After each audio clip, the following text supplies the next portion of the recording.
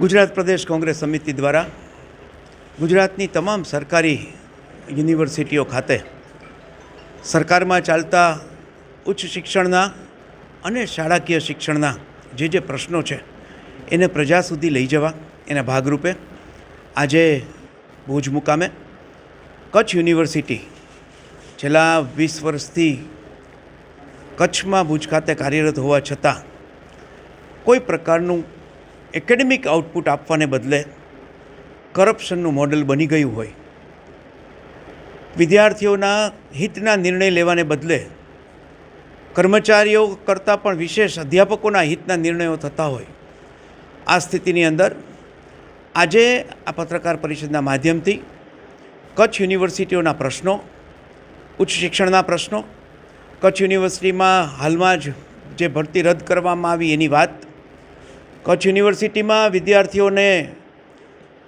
અભ્યાસને અંતે કોઈ સ્ટાર્ટઅપ, કોઈ ઇનોવેશન, કોઈ ઇન્ક્યુબેશન, કોઈ પેટન્ટ રજિસ્ટ્રેશન, આ બધા પરિણામ શૂન્ય હોય એવી સ્થિતિમાં કચ્છ યુનિવર્સિટીને મૂકી છે. એ વાત ઉજાગર કરવા માટે આજે અહીંયા પત્રકારો સમક્ષ મળવાનું થયું. નેશનલ ઇન્સ્ટિટ્યુશન રેન્કિંગ ફ્રેમવર્ક 2025નું આજે પરિણામ આવ્યું. આખા ગુજરાતની અંદર એક પણ યુનિવર્સિટીનું પહેલાં 100માં સ્થાન નથી. જે હતું ગુજરાત યુનિવર્સિટીનું એ પણ જતું રહ્યું. એ ગુજરાતનું આ મોડલ છે. લોકોને ખબર પડે કે આંબલી પીપળીવાળું આ મોડલ, બહારથી પોલિશ થયેલું દેખાતું આ મોડલ અંદરથી કેટલું ખોખલું થયેલું છે.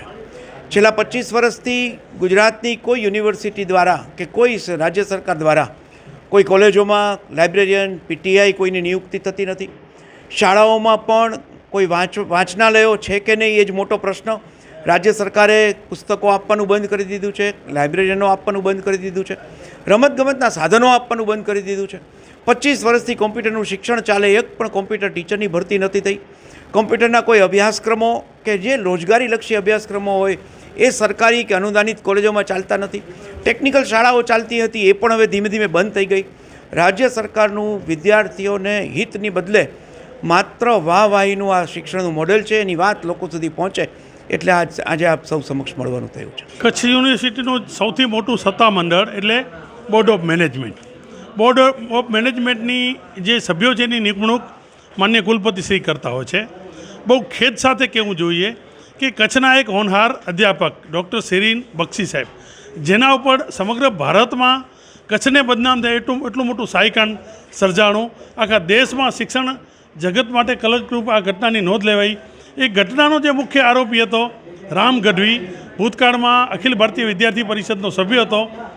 એ ભાઈને માન્ય કુલપતિ જે ડૉક્ટર મોહન પટેલે વાજતે ગાજતે બોર્ડ ઓફ મેનેજમેન્ટ એટલે બોમ્બનો સભ્ય બનાવ્યો. અને એ જે મહાશય આ સાઈકાંડના આરોપી તરીકે એના પર એફઆઈઆર થયેલી, એ આરોપી 10-15 દિવસ જેલની હવા ખાઈ આવ્યા છે. એ આરોપી અત્યારે કચ્છના પવિત્ર શિક્ષણધામની મેન ચેર ઉપર બેસી અને કચ્છના શિક્ષણની ચિંતા કરે છે.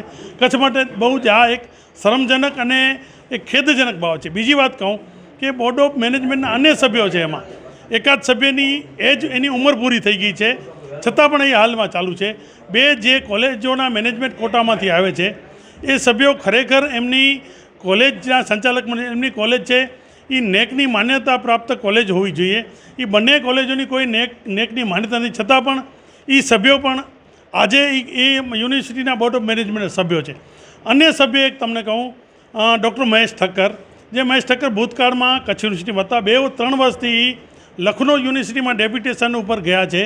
એમનો જે તે વખતનો 36 લાખનો કૌભાંડ આજે પણ વાજતે ગાજતે ઓન રેકોર્ડ ઉપર આવી ગયો છે. એની તમામ પ્રકારની ખરાઈ પણ થઈ ગઈ છે કે આ મહાશય એટલું મોટું કૌભાંડ કર્યું છે, છતાં પણ સરકાર એમને છાવરી રહી છે. અને વર્તમાન કુલપતિ મોહન પટેલ ટોટલી મહેશ ઠક્કર ઉપર આધારિત છે.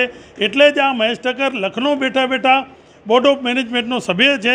અને એક યુનિવર્સિટીનું સ્ટેચ્યુટ એમ કહે છે કે સતત 4 મિટિંગમાં ગેરહાજર રહેનાર બોર્ડ ઓફ મેનેજમેન્ટનો સભ્ય રદ ગણાય.